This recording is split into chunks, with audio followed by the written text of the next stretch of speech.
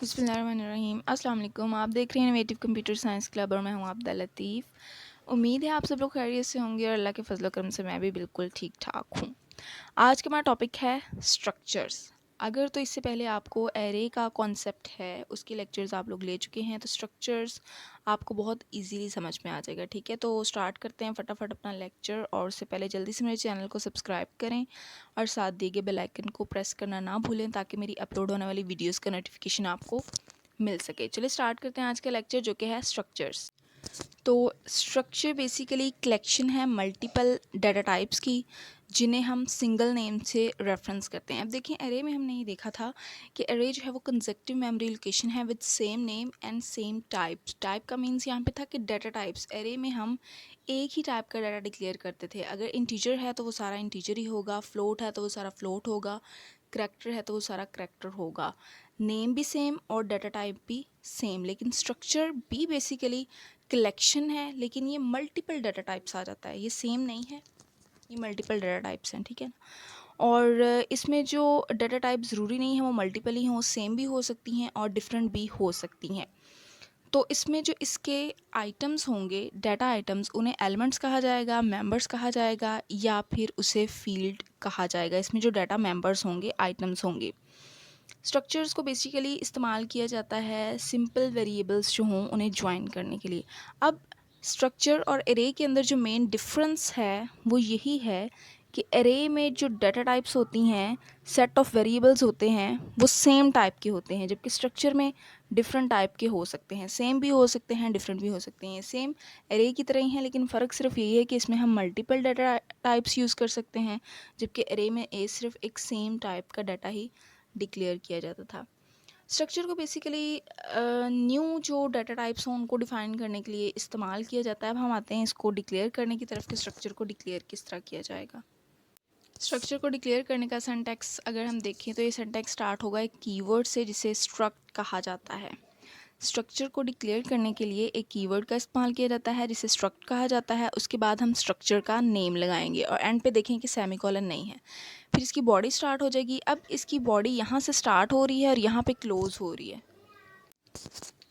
Opening braces के ज़रिए हम स्ट्रक्चर की बॉडी को स्टार्ट करेंगे और यहाँ पे इसको क्लोज़ भी करेंगे। अब इसकी बॉडी के अंदर हम मल्टीपल डाटा टाइप्स को डिक्लेयर कर सकते हैं। जैसे मैंने लिखा है डाटा टाइप 1 और उसका आइडेंटिफायर एंड पे सेमीकोलन, फिर दूसरी डाटा टाइप। आप जितनी डाटा टाइप्स यहाँ पे डिक्लेयर करना चाहें अकॉर्डिंग टू योर रिक्वायरमेंट आप उन्हें डिक्लेयर कर सकते हैं।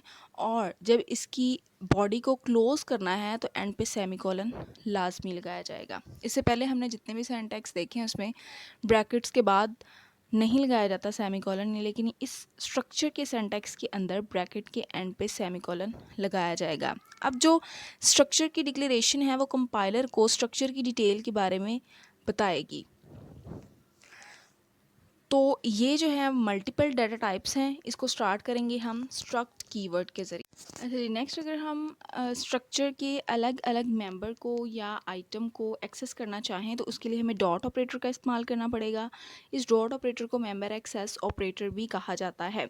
डॉट ऑपरेटर लगाने के बाद लेफ़्ट साइड पे स्ट्रक्चर वेरिएबल का नेम लिखा जाएगा, जबकि राइट साइड पे उस मेंबर का नेम लिखा जाएगा जिसे हम एक्सेस करना चाह रहे हैं। जैसे कि हम एरे में इंडिविजुअल एलिमेंट्स को एक्सेस करते थे, इसी तरह स्ट्रक्चर के अंदर भी मेंबर्स को एक्सेस किया जा सकता है और उसके लिए डॉट ऑपरेटर का इस्तेमाल किया जाता है।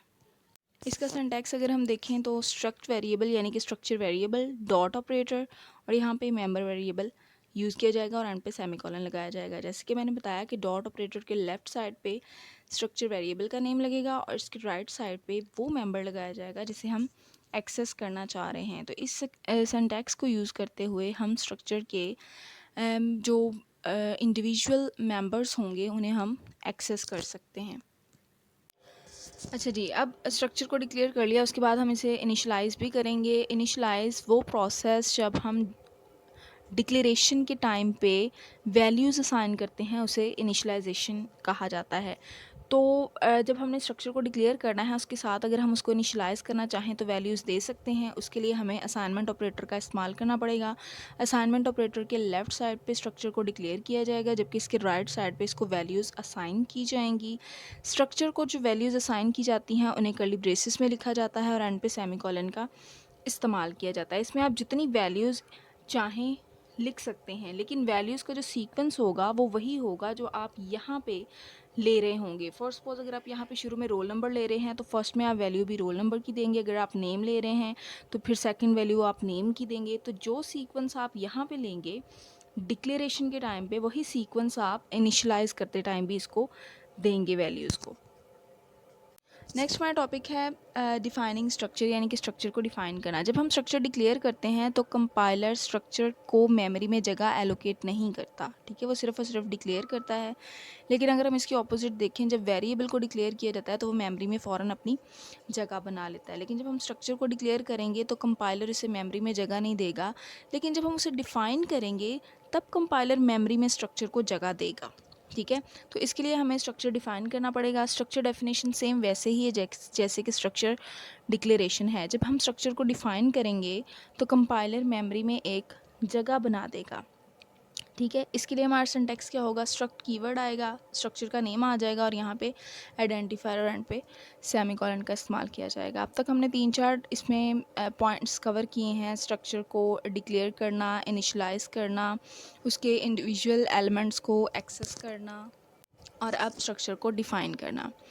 ये पॉइंट्स क्लियर होने के बाद हम इसकी एक एग्जांपल की तरफ चलते हैं। बहुत इजी है। स्ट्रक्चर जो है वो सबसे इंटरेस्टिंग टॉपिक है प्रोग्रामिंग के अंदर, बहुत इजी है। और अब हम इसकी एक एग्जांपल करते हैं छोटी सी। अब स्ट्रक्चर की एग्जांपल करते हैं। इसमें हम सबसे पहले हेडर फाइल्स लगाएंगे, उसके बाद हमने यहाँ पे स्ट्रक्चर को डिक्लेयर करना है। स्ट्रक्ट कीवर्ड लगाया जाएगा और स्ट्रक्चर का नेम है एम्प्लॉय, यानी कि EMP, ठीक है।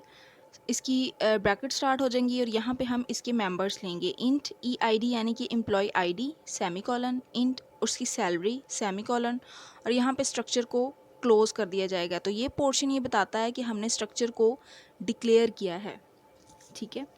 अब आप ये देखें कि ये सेम टाइप है। अगर आप इससे ज़्यादा चीज़ें लेना चाहें तो वो भी ले सकते हैं, जो कि डिफरेंट, जैसे कि ग्रेड हो जाएगा, ठीक है, वो डाटा टाइप चेंज हो जाएगी। अब यहाँ पे आते हैं, मेन फंक्शन स्टार्ट करते हैं, मेन की बॉडी स्टार्ट। अब यहाँ पे आ गया हमारा स्ट्रक्चर। स्ट्रक्चर का नेम क्या था, एम्प्लॉय, और ये जो लिया है हमने स्ट्रक्चर का वेरिएबल लिया है, ठीक है।